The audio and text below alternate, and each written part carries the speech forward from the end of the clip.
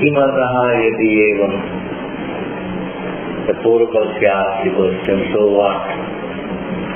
Alright, if the self can't become the body, body can't become the self, and you said not only they can't become each other, they can't even be confused with each other. Very significant statement. Not only they can't become each other, they can't also be confused with each other because their distinction is so self-evident. Okay? What do you want? Then so what? Purpose is with this. So what? What do you want to say? Tatra aha. The answer is given. So what? The implications are enormous.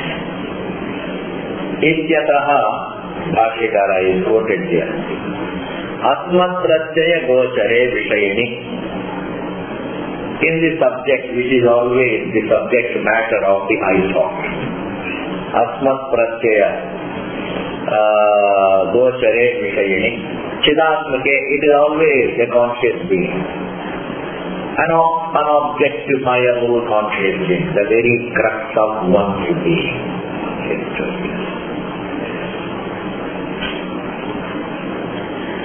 To be can never be felt except in oneself. To do cannot be felt by an object. The object is never felt as we, it is always felt as objectified. Easiness is called easiness. Easiness alone is easiness. That is why it is Chidatmake Yushmat Pratyaya Gocharasya. In this subject, it is the subject matter of the I thought, which is a conscious being. Yushmat Pratyaya Gocharasya, the object, the body which is an object, is subject matter of you thought. The object of you thought means an object. Vishayatya, which is an object, even though we call it a body, but in contrast to the subject, it is object. You see, the whole stand changes. Because I am in equation with the body, you call it body. But in contrast to the nature of the subjectness of the subject, the body is an object. Yes. Body being called a body is being given a pedestal. You give the body a pedestal. The description is a pedestal. Otherwise it is an object. That is why Vishayanaha, Vishayatya tad dharmanam cha adhyataha. And the subject being taken for the body and vice versa, and their qualities also, the dharmanam and their qualities, adhyataha. This repetition you have to put up with. There is a monotonous repetition. And this repetition, minus it's not thorough. Sometimes monotony adds to thoroughness. Yes.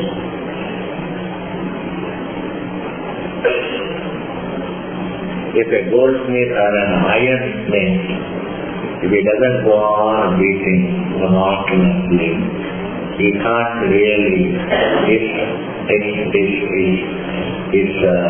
what we call artwork is not perfect.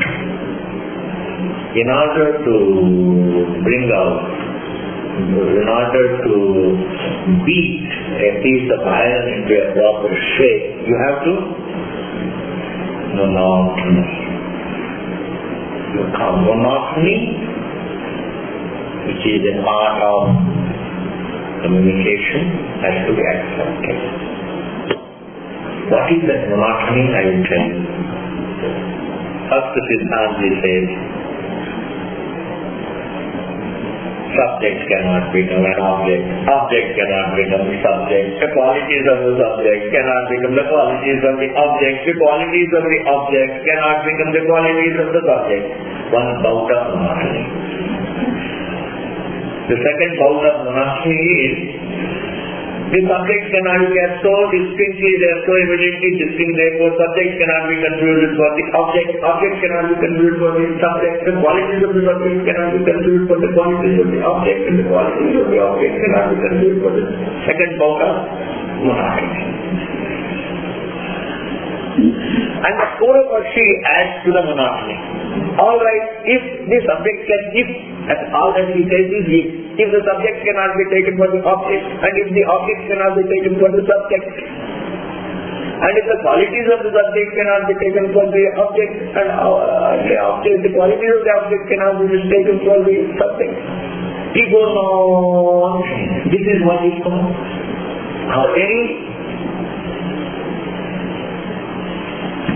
you see, it is a monotony that is a part of perfect teaching.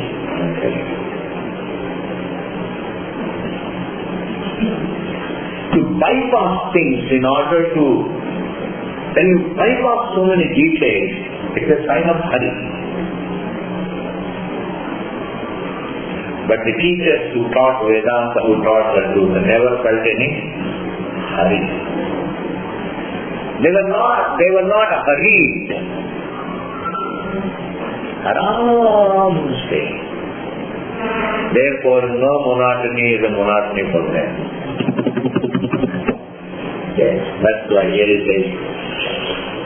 Bhagavad says, the subject being confused with the object, or the qualities of the subject being confused for the qualities of the object on one side and the other side. That's viparyayena, and the contrary. Vishayanaha tadharmanam cha, and the object and its qualities. Vishaye adhyataha, and being imposed on the subject. Vishayanaha tadharmanam cha, Vishaye adhyataha. No. First one is a little different. The object and its qualities being imposed on the subject, and the second one is the subject and its qualities being imposed upon the object.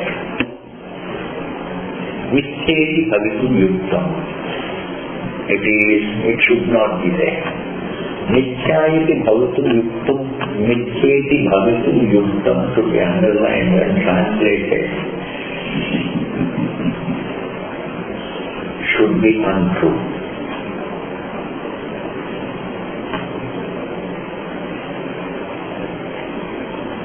Is untrue or should be untrue.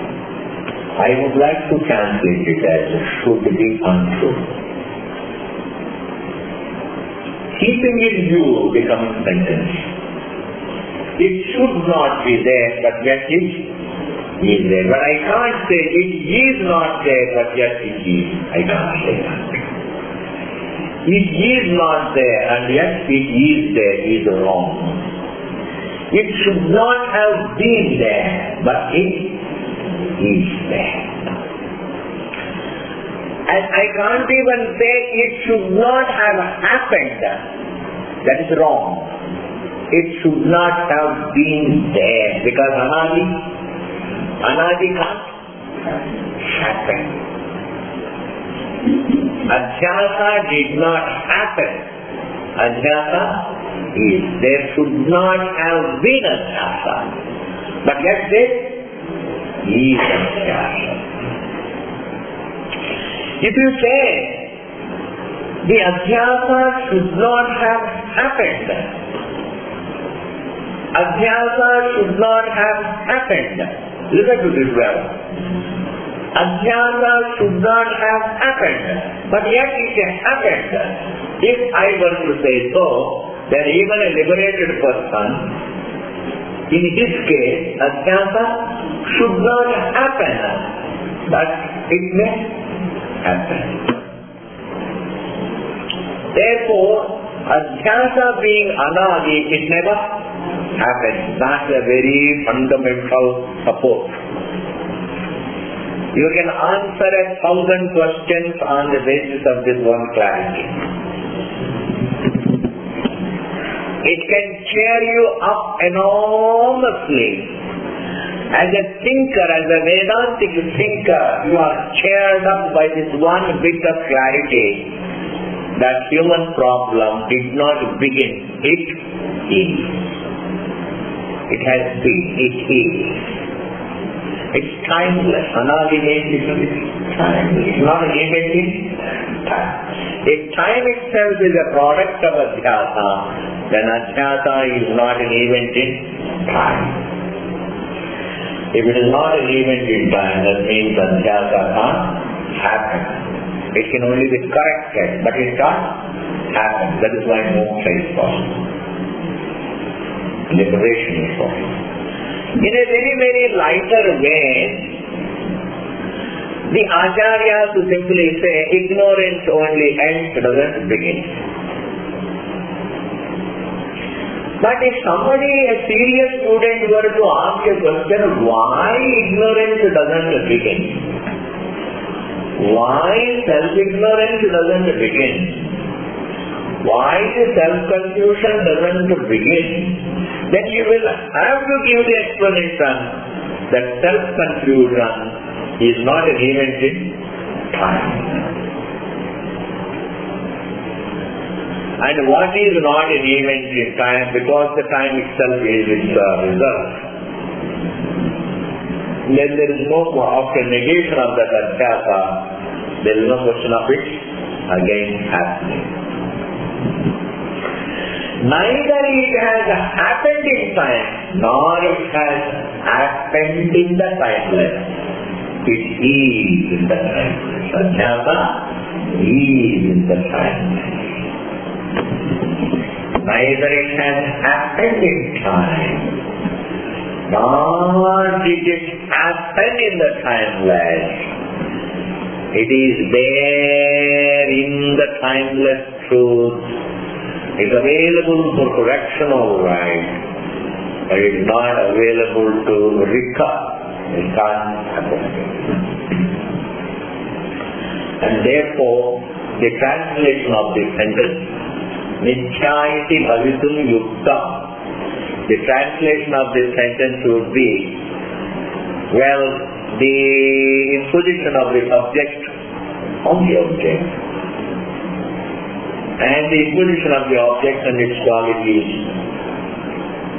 on the subject, the imposition of the subject and its qualities on the object, this mutual superimposition could not have been there.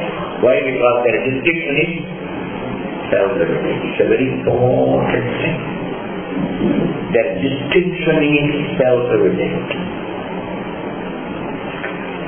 Their opposition is self-evident.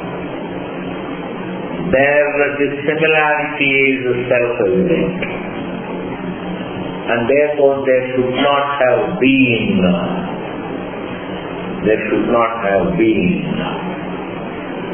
mutual superimposition, mutual confusion. And that it should not have been there alone is right. Ischeti bhavitum yuktam. Yuktam means tenable. It is indeed tenable to say that there should be no confusion. It is proper to say, it is right to say that there should be no confusion, or there should have been no confusion between the self and the body, because the mutual opposition is self-evident. Ityatah, therefore. And now again the monotony continues. Ityatah, therefore. Varinita hetoho, for the above given reason. For the above given reason. What is the above given reason? Their distinction is obvious. They are not only distinct, but they are mutually opposed, like light and darkness. For this reason, Varinita hetoho, Adhyasaha vicheti bhavitum yuktam. There should not have been adhyasa. And he explains, this commentator explains what does it mean, vicheti bhavitum yuktam. I have already explained. It should not have been there. There should not be adhyasa. Asmat pratyaya yodhyehi vishayini. This is the monotony. In the subject. I will go through fast, don't worry. Atmani, in the self. Chit swarupe, in the conscious subject. Tad viruddhaha, and its opposite. Vishmat pratyaya yodhyaha, the object. Vishayaha, the object. Jadaswarupaha, the inert object. Like what? Deha-diti, like Deha, etc. Deha, etc. means the Deha, the breath, the senses, the mind, the intellect, the ankar, everything other than the truth is Deha-diti. This Deha is a very beautiful thing in it, isn't it? Delhi is a Depava. Not Delhi. You know the gate, if you put a candle in the doorway, it illumines outside, it also illumines inside. This body is, when you say the body, etc., it can mean the body and the universe. It can also mean the body, etc., means the body, the senses, the mind, the intellect, everything. That means the whole creation. Body, etc., includes body, etc., implies the whole creation. आपको समझ में आ गया? The body is like the candle kept in a doorway. It illumines both outside and inside. In the same manner, body, etc., can mean body and the senses, the mind, intellect, etc. Body, etc. also can mean one body and the elements and the lokas and gods, all creation. This is called object.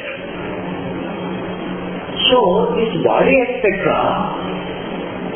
Ishvat pratyayogya vishaya jadaswarupa vihavi tad dharmasyam qualities Ishvat pratyagocarasya jadasya dharmaha stholatva, krishatva, kanatva, badiratva, mokhatva, avayaha. And what are the qualities of the body, etc.? Just to spend time we can hear.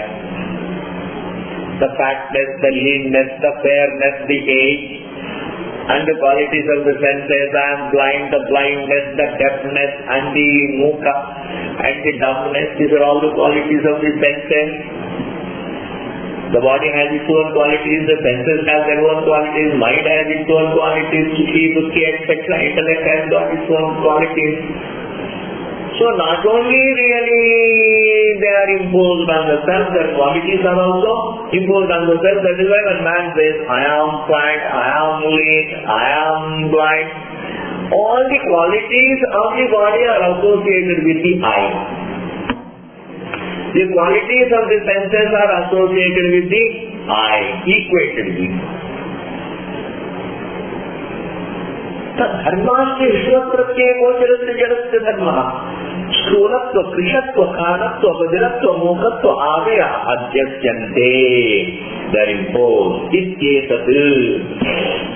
particular statement that the body, etc., and their qualities are imposed on the self, and the self and its qualities are imposed upon the body, etc. ये जो बात है, this particular thing is जेतत कथम युक्तम स्यात्. अभी देखता ना वो, when the distinction is obvious, how can there be अध्यासा? कथम युक्तम स्यात्? प्रत्युत, on the contrary, viruddha svabhatvat, because there is opposition between the subject and the body, tesham adhyasaha michaiva. In fact, the confusion between the two is a block. The confusion between the two is a block. That which is usually translated here. Nityaiva means what? Chitswarupe, Chitswarupe, Dharmini, Jaraswarupasya, Deha Deha, Adhyasa. Nastyeva is not there. There is no adhyasa between the body and Krishna. Why? The distinction between the two is obvious. According to you, there is Siddhanti. According to you, there is Siddhanti. There should. Siddhanti would say there should not have been adhyasa, but yet there is adhyasa. Purvapakshi says there is no adhyasa. Therefore, the problem is not due to adhyasa, the problem is intrinsic. Meaning the problem is your nature. If you are suffering, that is your nature. Not even your destiny, that is your nature.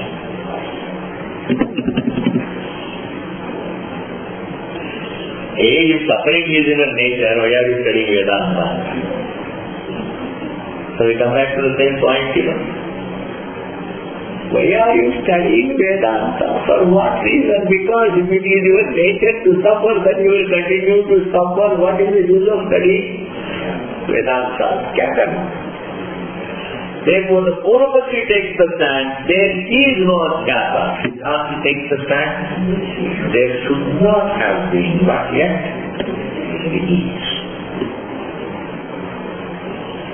If you can get this much of clarity, how wonderful are both the stands. Purvapakshi stand is absolutely correct. Sir, if you say the distinction is obvious, then there is no adhyasa. If you say the distinction is so obvious, then there should not be adhyasa, means there is no adhyasa. If you say there should not be any adhyasa, there should not have been adhyasa. If you say a Siddhanti, then I would say therefore there is no adhyasa. There is no adhyasa. Therefore human suffering is not due to adhyasa. Nastyeva dehadi dharmanam cha adhyasaha nastyeva iti bhalitum yuktam. It is proper to say there is no adhyasa. Therefore, human life is not, human suffering doesn't presuppose adhyasa. If human suffering doesn't presuppose adhyasa, if there is no adhyasa, then it becomes swarupa, the nature. It is the nature of the individual to suffer.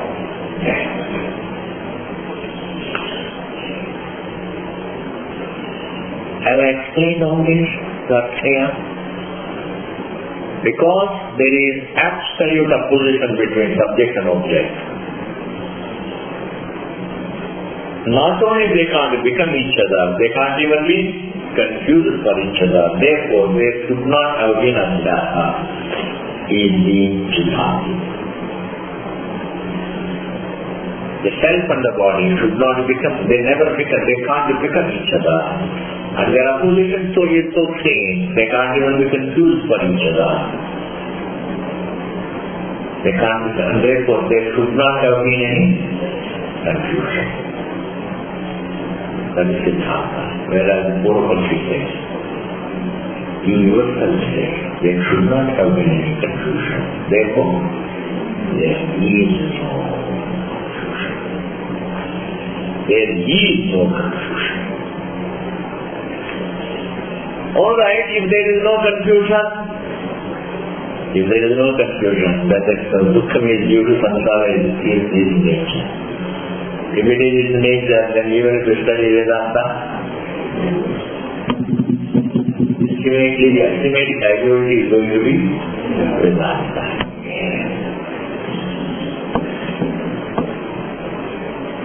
Deha dharmanam jadhyasa nastyeva iti bhavatum. Kincha sarda tad viparyayena vishayini vishayaha adhyasate tad dharmascha adhyasante iti yat tad vaiparyayena vishayanaha tad dharmanam jadhyasopi mithya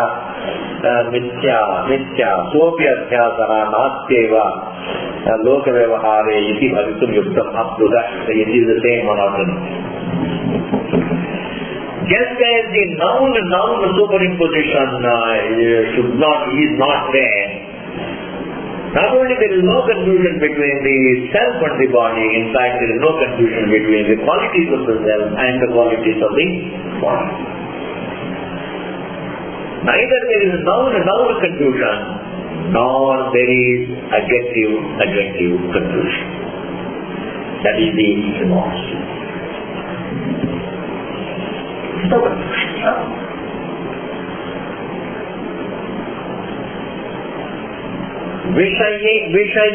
विषये अध्यस्यते विषयी धर्माश्च विषये अध्यस्यन्ते इति यदुच्यते भवता तदपि न युक्तिमत्.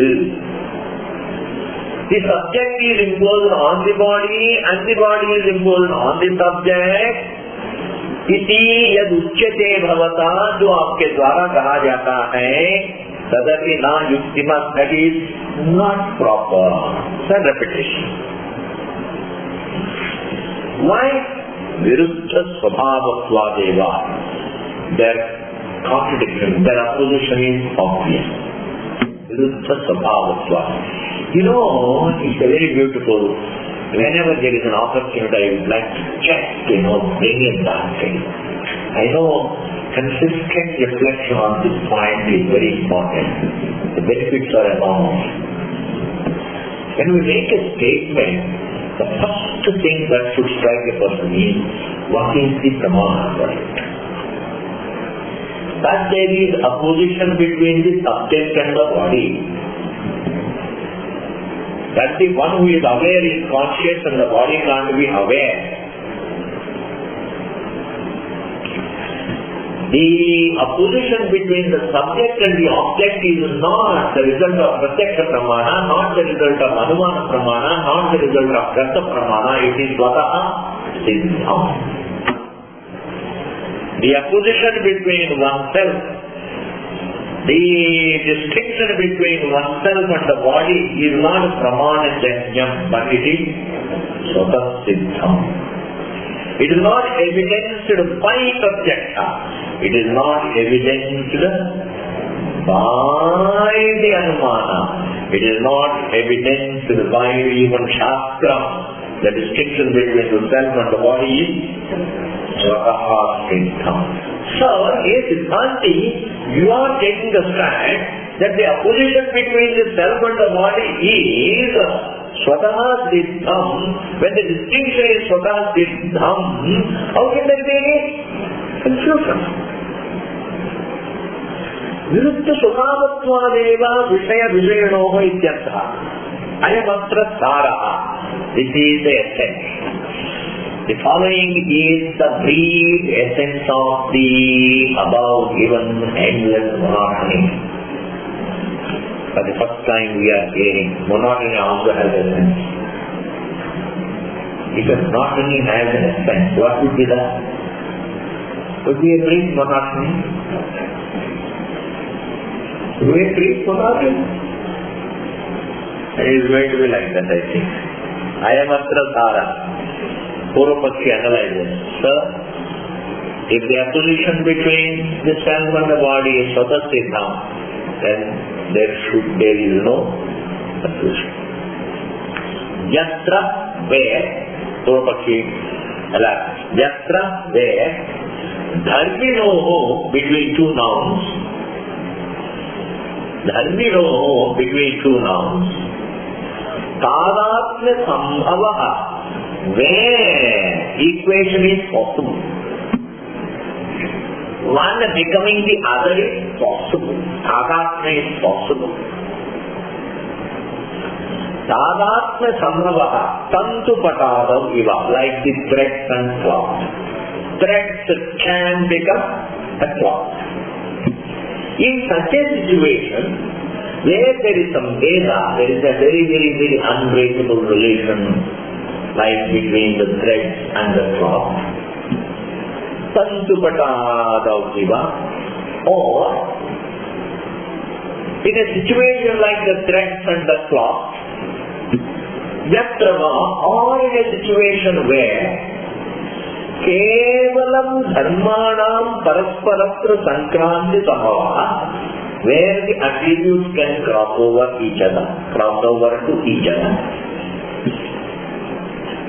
Like Spajika Japa Kusumadav Iva, as the sense of the crystal and a hibiscus, a jasmine flower, a red flower. A red flower, quality of redness, can cross over to the crystal. There it is possible. In the case of the flower and the crystal, the quality of the flower can cross over to the crystal. And the qualities of the thread also can cross over to the cloth. Such situations are possible. Why? Because there is no total opposition. Siddhanti, you yourself said before, it is possible for the red color of the flower to cross over to the crystal, even as a reflection. That's because you yourself said there is no total opposition. Between the threads and the cloth, there is no total opposition. But between the cell, the subject and the body, there is total opposition. And therefore, केवलं तु धर्माणां परस्परत्र संक्रांति संभवः स्फटिक जपाकुसुमाद विवाह तत्रैव देर only धर्मिणोः परस्पर अध्यासः धर्मिणां वा परस्पर अध्यासः संभवति नान्यत्र.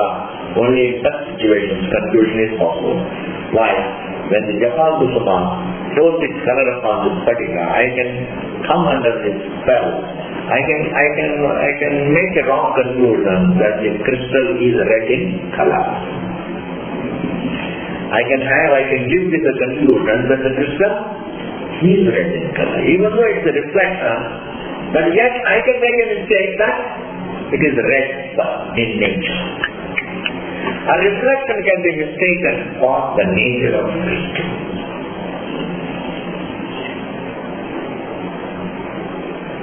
A mere reflection can be mistaken for the attribute of a crystal. Thus, I can impose the quality of the flower on the crystal in my mind because it does reflect them. But the subject's qualities can't reflect in the body, nor the qualities of the body reflect in the subject. They don't reflect in each other. The qualities does not reflect. Therefore, in the case of the threads and the cloth, and in the case of the japakusuma and the spatika, adhyasa is possible alright. But in the case of the self and the body, adhyasa is not possible.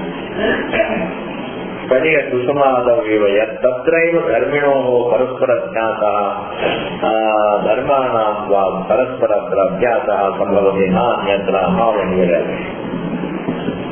Where the opposition is total, there adhyasa is not possible. You know, life doesn't throw its qualities on darkness. A flower can throw its color on the crystal, alright? The threads can throw their quality on the cloth, alright? But the light can't throw its quality on the darkness. Nor the darkness can throw its quality on the light. Not possible. Similarly, the subject can't throw its light. It's amazing in this analysis. So that you become very clear the problem is only ignorance, not some kind of, some kind of chemical reaction. It's not some kind of reflection, it's ignorance. Even when we use the word reflection, ultimately we mean that is not even ignorance. Just as the prakriya of creation is meant to convey oneness, even the prakriya of reflection is meant to convey oneness. If the oneness is conveyed, what actually goes is ignorance. Reflection is not to be taken literally true. The self reflects in every body. That doesn't mean it actually reflects. As the zodiac. The self is mistaken for each body. The self is mistaken for the body, doesn't? So that it reflects is a prakriya. That it is mistaken is a problem. And to correct the problem, the methodology that you adopt is called prakriya. The method that you adopt to solve the problem is prakriya. What is the problem? Mistake. What is the prakriya? So many things. God created the universe out of Himself. God reflects in all the bodies like one sun reflects in many pots of water. One Brahman reflects in all the minds. These are all what? Prakriyas. And all the prakriyas are nothing but the methods of solving the problem. And all the prakriyas point out the nature of the truth, which is oneness. In the knowledge of which the ignorance is gone, the error is gone. But when the prakriya should not be taken literally, that God really thought and created, don't think it as an event.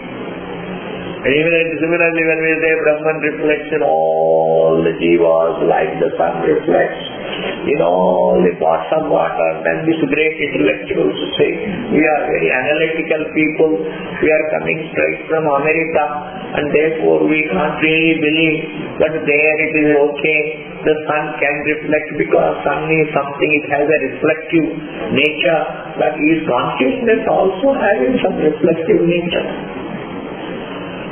And then the Swami would say, of course, sun is a part of creation. If sun itself is so glorious, why not the consciousness also? It also may have some reflecting nature. Aisa nahi ji. Whenever, in fact, most of the doubts of the students are answered by showing them the distinction between the problem and prakriya. Yes. Because the prakriya, the people get stuck with the prakriyas as realities. Prakriyas are meant to convey the realities. Prakriyas themselves are not reality. Prakriyas themselves are not the reality. They are meant to convey the reality. And the reality that is conveyed in that, about which you can't entertain at all. The reality that is conveyed by the prakriyas, the reality that is conveyed by the prakriyas, about that reality, even if you want to entertain a doubt, you can't. The doubts happen only about the prakriyas. Why did God create? It is about the prakriyas. When did BC or AC? When did God create? BC or AC? Intellectuals. That is why he is said in it very beautifully in one of the Upanishads, Vedanta Upanishad. Even in Upanishad,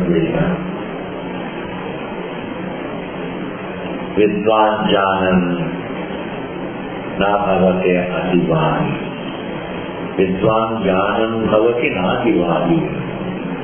It is only when you listen to Vedanta, you stop talking and start listening. It is talking, does one thing. But it is not the fault of the students, please. Before I come to know, actually I go by my intellect, I go by my logic. That is the only life I have. I never look upon the most fundamental anubhava of the three states, which is Swatasvidham. I never look upon the experience as the life. I only go by my logic as the life.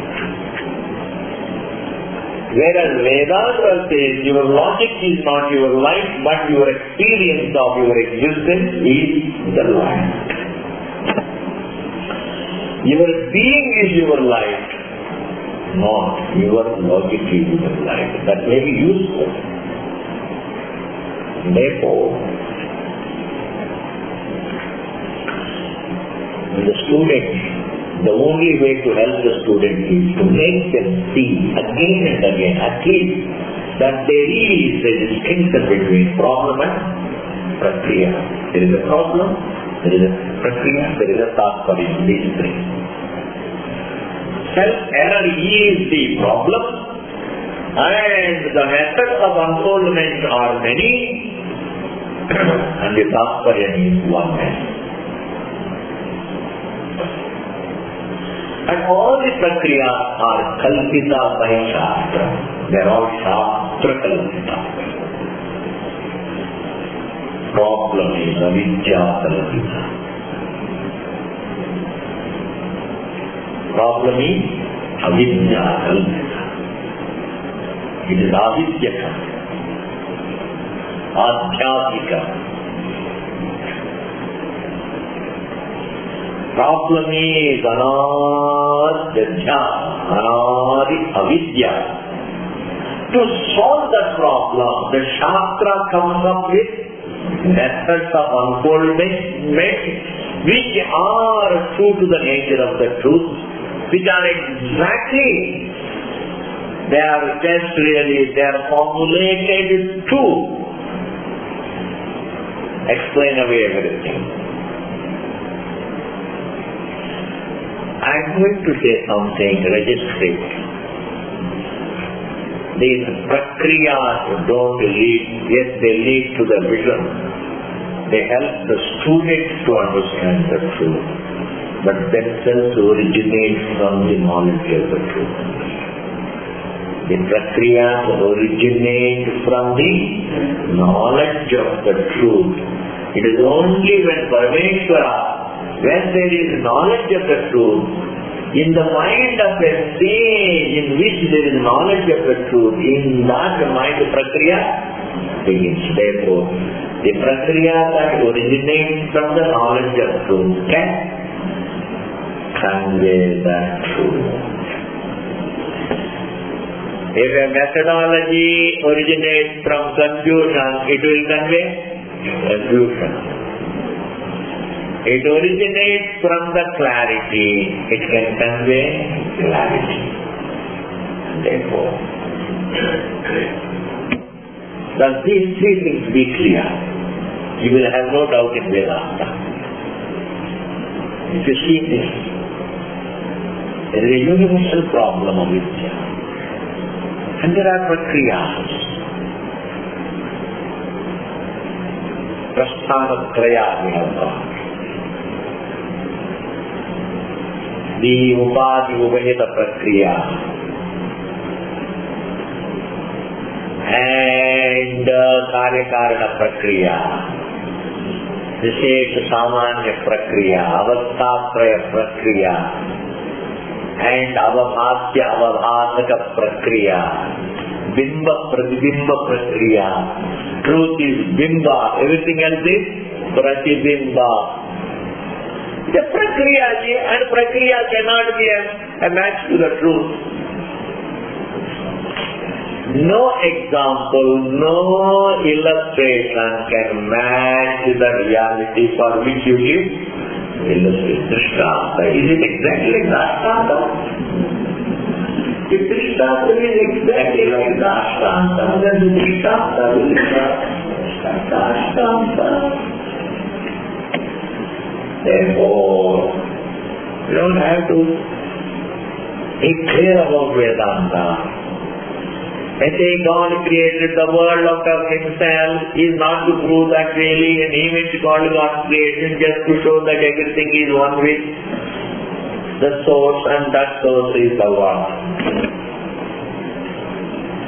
Yes. It's meant to convey the oneness of the being. Okay. He says here, Purvapakshi says, sir, you said if there is a paraspara virodha between subject and the object, the distinction is swata siddham, not pratyaksha pramana siddham, not anumana siddham, not even shabda pramana siddham, but it is swataha siddham. Where the distinction is swata siddham, there should not be adhyasa. You say there should not be. I say there is not any adhyasa. Yatra punaha tayoho dharminoho na sarvabha tadatma sambhavaha. Where one becoming the other is not possible. Atyanta viruddha subhavatvat, because of the total opposition. Tamas prakashayoriva, like between light and darkness. Tatra, there, na dharmya jnataha, nava dharma jnataha. My dear sir, neither the self is confused with the body, nor the body is confused with the self. Neither the qualities of the self are imposed on the body, nor the qualities of the body imposed on the self. There is no noun confusion, nor adjective confusion. You say there should not have been. I say there is not. You are still wavering. I am being certain. There should not be. It's kind of a wavering. When you say आप कैसे हैं जी, ठीक तो होना चाहिए. That's called wavering. एकदम बिल्कुल ठीक हूँ. That is certain. You say there should not be any confusion. I say there is not any confusion. You are a wavering Siddhanti, I am a certain Purusha. Viruddhetecha, they are opposed, Atyantam, totally. Svabhavena, by nature they are totally opposed. Atmanatmano, the self and the body. The self and the body are totally opposed. Vishayitvena, Vishayatvena, Pratiyamana, very beautiful. They are Pratiyamana, they are evident to be one the subject, the other the object. Their opposition is in that manner. One is the subject, the other is the object. Between object and object there is no virodha. But between object and subject there is virodha. Pratiyamana. Therefore, na tayoho anyonyadhyasa. Therefore there is no confusion between the two. Adhyaso nava nor tad dharmanam anyonyasmin adhyasaha sambhavati. Neither there is a confusion between the self and the body, nor there is confusion between their qualities. Iti Purvapaksha. And this is me. You have another 5 minutes? Or you want to go? You want to go? Just another 5 minutes. Because we started late, some people may have to go to our. I will just clinch this thought so much. Atra tavaruktam bhavati atmanatmanoho anyonyadhyasaha mityeti yavaruktam bhavati sansara anastasya na adhyasikatvam kintu vastukritatvam atmanatmanoho swarupena vijnayamanayorapi tasya asya anastasya anuvartanaviti. Up to that, understand. The essence of this Purvapaksha is that the sansara is not due to adhyasa.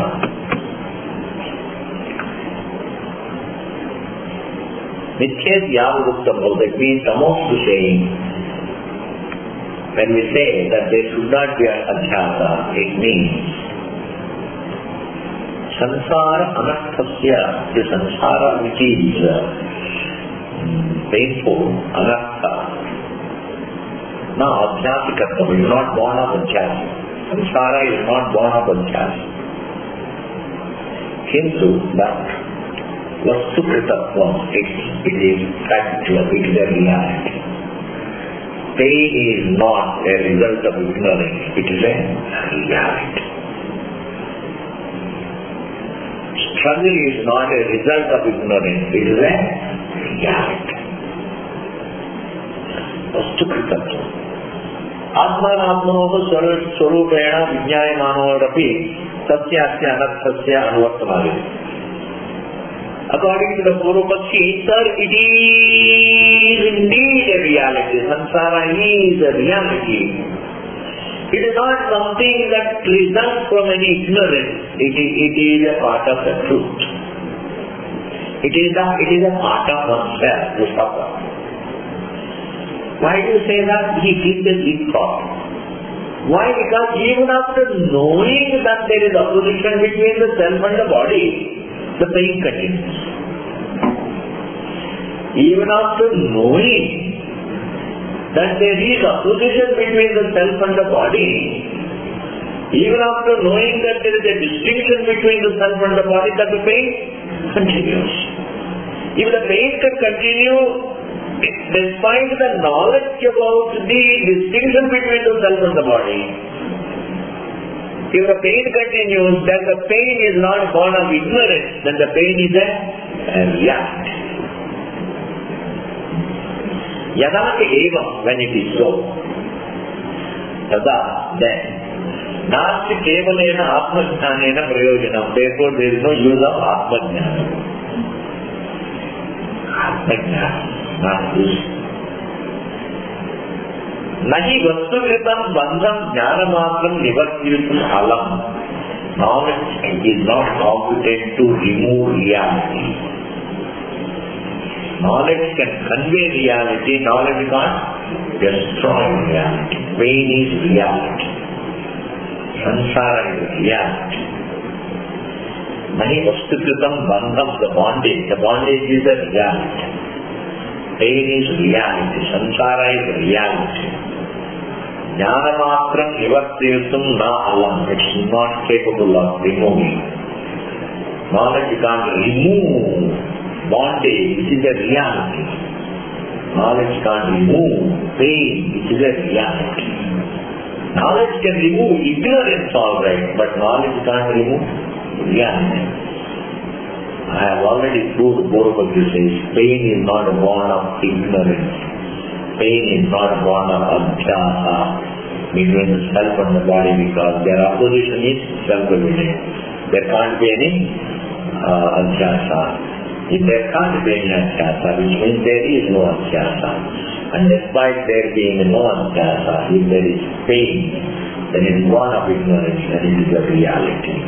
If it is a reality, then no knowledge can remove it. Ataha, therefore, vrithaiva, it is useless. Brahma jigyasa upanyasa prayasaha.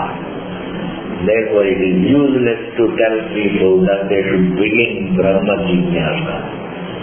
They should do Brahma Vichara. Brahma Jignasa Upanyasa Prayasa. Iti Shankitur Ashayaha. This is the whole thinking of the Purvapakshi. This is the whole. The Purvapaksh's idea is that there is no use of Brahma Jnana. Because samsara is not born of adhyasa. Why? Because adhyasa between the subject and object is not possible. Why it is not possible? Because their opposition is swataha siddha. When the opposition is swataha siddha, adhyasa is not possible. Therefore, the felt samsara is not due to adhyasa. It is a reality. Anything that exists independent of adhyasa is a reality. And reality can't be negated by knowledge. Therefore, there is no use of Shastra, Vichara, etc. Okay? Om Purnadaha Purnamudachyate Purnasya Purnamādaya Purnamaivanutishyate Om Shanti Shanti Shanti. Hari Om.